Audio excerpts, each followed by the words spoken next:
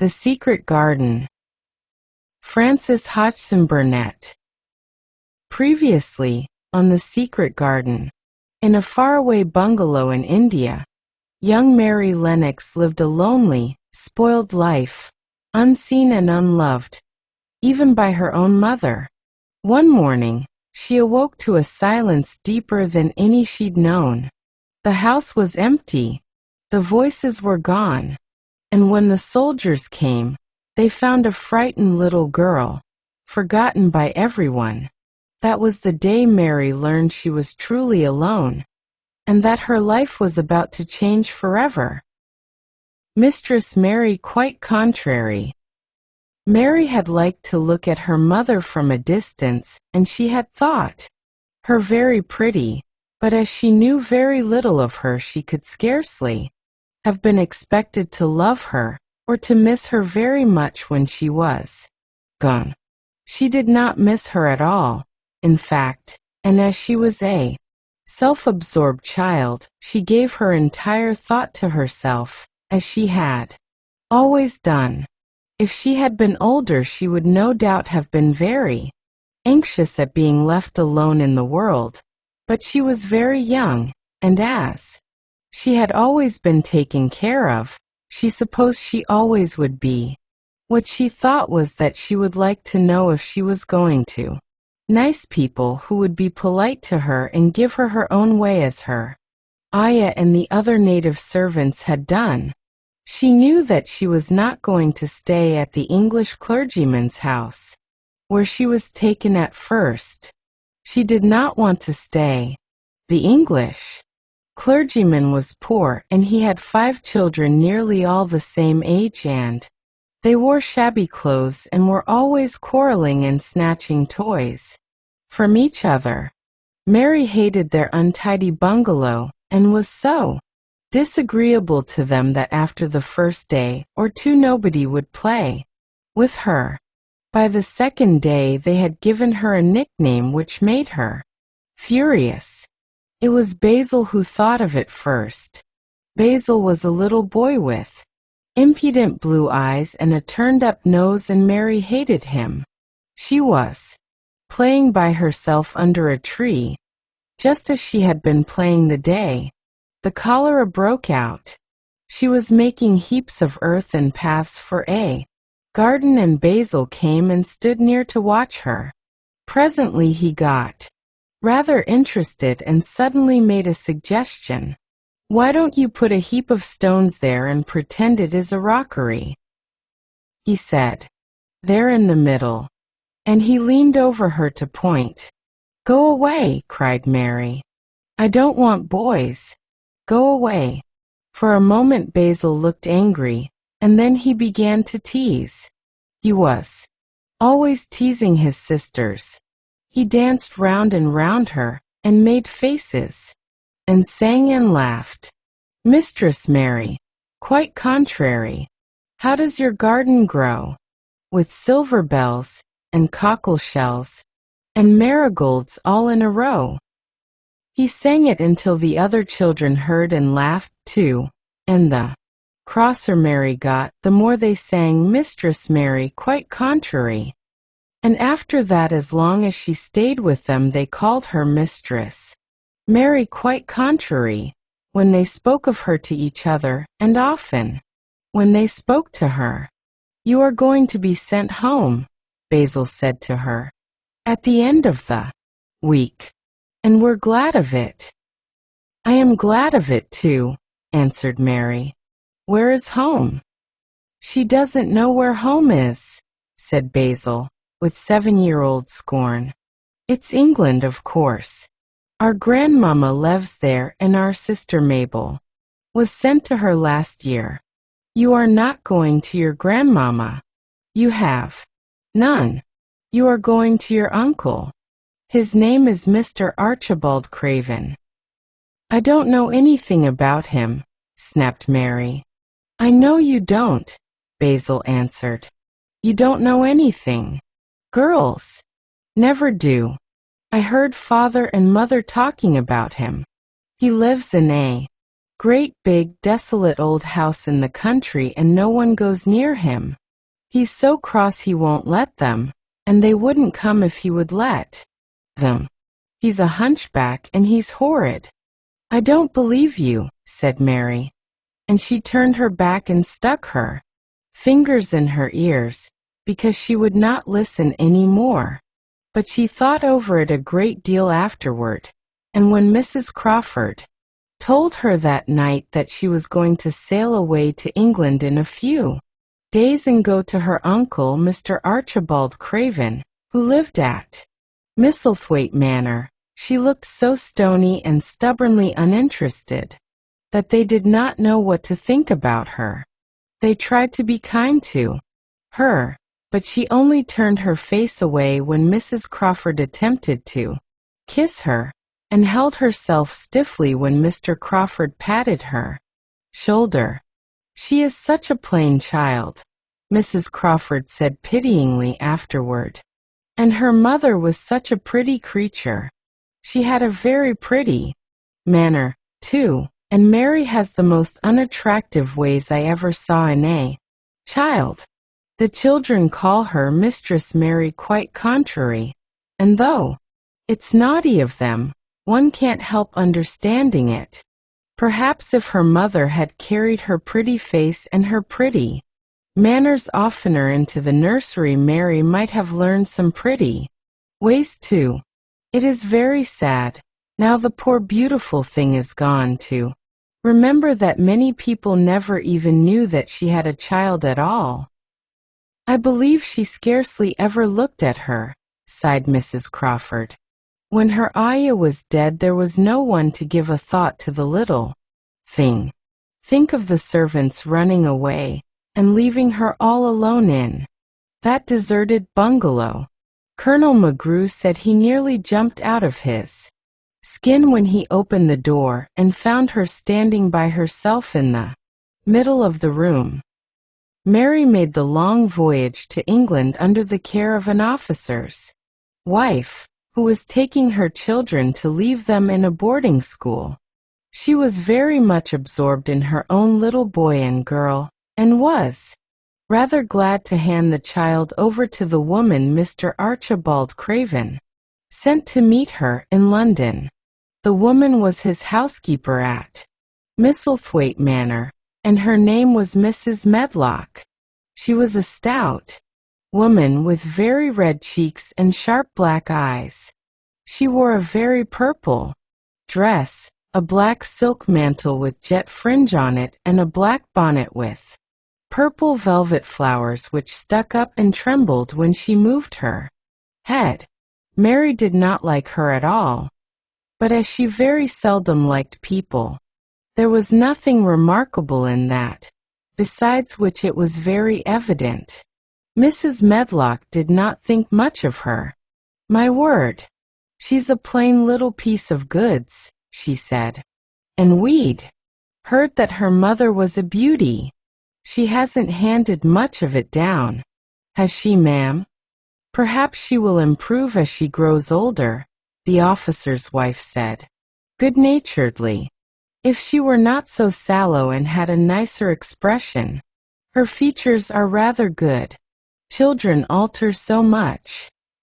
"She'll have to alter a good deal," answered Mrs. Medlock. "And there's nothing likely to improve children at Misselthwaite, if you ask me." They thought Mary was not listening because she was standing a little apart from them at the window of the private hotel they had gone to. She was watching the passing buses and cabs and people, but she heard quite well and was made very curious about her uncle and the place he lived in. What sort of a place was it, and what would he be like? What was a hunchback? She had never seen one. Perhaps there were none in India, since she had been living in other people's houses and had had no ayah. She had begun to feel lonely and to think queer thoughts which were new to her. She had begun to wonder why she had never seemed to belong to anyone, even when her father and mother had been alive. Other children seemed to belong to their fathers and mothers, but she had never seemed to really be anyone's little girl. She had had servants and food and clothes, but no one had taken any notice of her.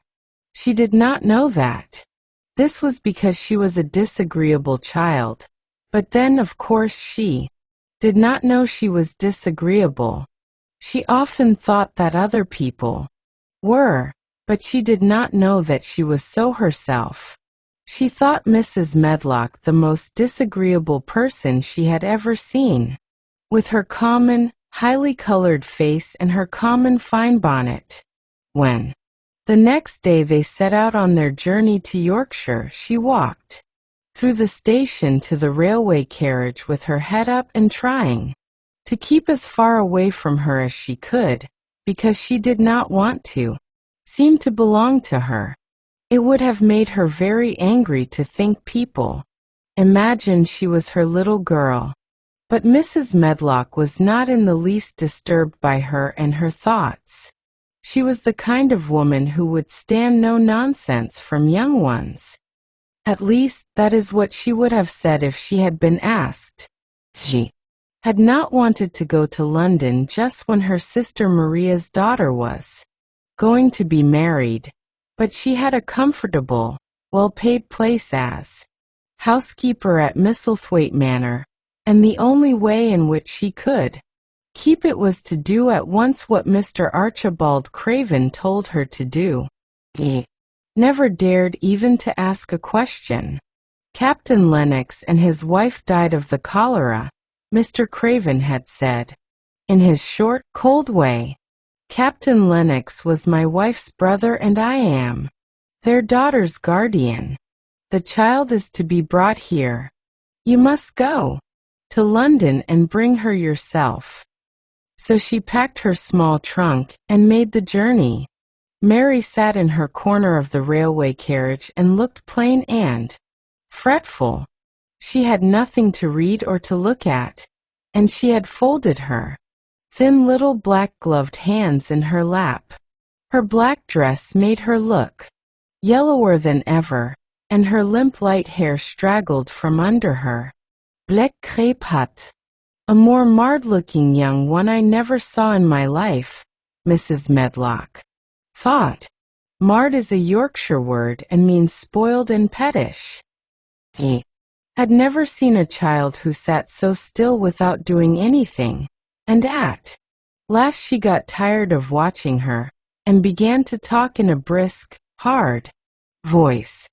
I suppose I may as well tell you something about where you are going to, she said. Do you know anything about your uncle? No, said Mary. Never heard your father and mother talk about him? No, said Mary, frowning. She frowned because she remembered that her father and mother had never talked to her about anything in particular. Certainly they had never told her things. Humph, muttered Mrs. Medlock, staring at her queer, unresponsive little face. She did not say any more for a few moments, and then she began again. I suppose you might as well be told something to prepare you.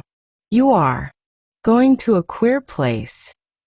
Mary said nothing at all, and Mrs. Medlock looked rather discomfited by her apparent indifference, but after taking a breath, she went on.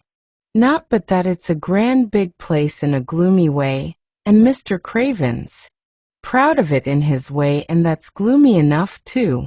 The house is 600 years old, and it's on the edge of the moor, and there's near 100 rooms in it, though most of them shut up and locked.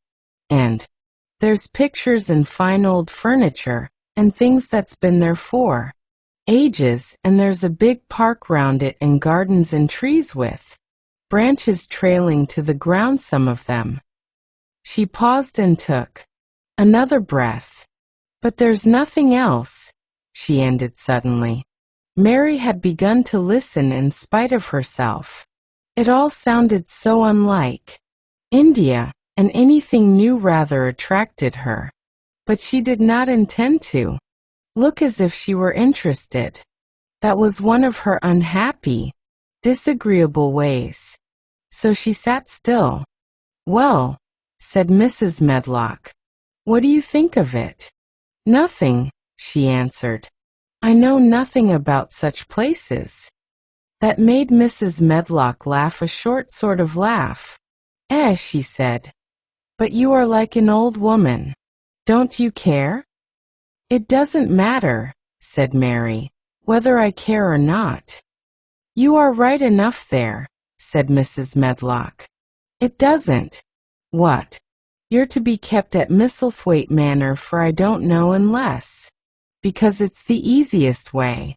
He's not going to trouble himself about you, that's sure and certain. He never troubles himself about no one."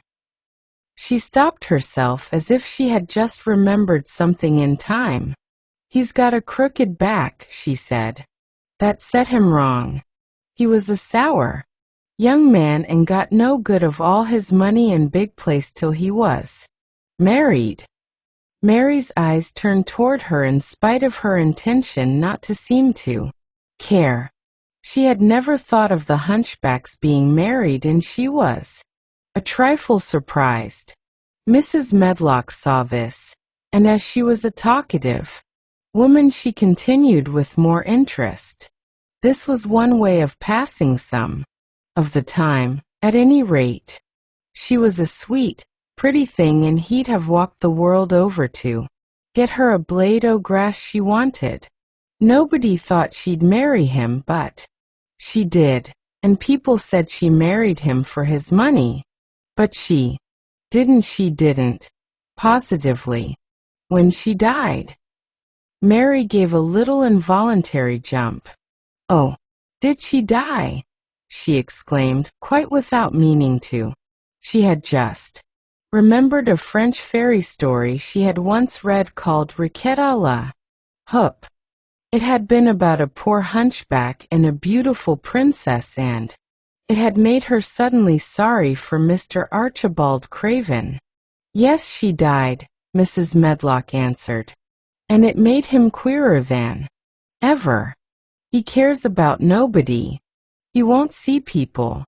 Most of the time he goes away, and when he is at Misselthwaite he shuts himself up in the West Wing and won't let anyone but Pitcher see him. Pitcher's an old fellow, but he took care of him when he was a child and he knows his ways." It sounded like something in a book, and it did not make Mary feel cheerful. A house with 100 rooms, nearly all shut up and with their doors locked, a house on the edge of a moor whatsoever a moor was, sounded dreary. A man with a crooked back who shut himself up also. She stared out of the window with her lips pinched together, and it seemed quite natural that the rain should have begun to pour down in gray slanting lines and splash and stream down the window panes. If the pretty wife had been alive, she might have made things cheerful by being something like her own mother, and by running in and out and going to parties as she had done in frocks full of lace. But she was not there any more. "You needn't expect to see him, because 10 to 1 you won't," said Mrs. Medlock. "And you mustn't expect that there will be people to talk to you. You'll have to play about and look after yourself. You'll be told what rooms you can go into, and what rooms you're to keep out of. There's gardens enough. But when you're in the house, don't go wandering and poking about. Mr. Craven won't have it." "I shall not want to go poking about," said sour little Mary, and just as suddenly as she had begun to be rather sorry for Mr. Archibald Craven, she began to cease to be sorry and to think he was unpleasant enough to deserve all that had happened to him. And she turned her face toward the streaming panes of the window of the railway carriage and gazed out at the gray rainstorm, which looked as if it would go on forever and ever. She watched it so long and steadily that the grayness grew heavier and heavier before her eyes and she fell asleep. The world needs your kindness. Sleep peacefully, my dear. Good night.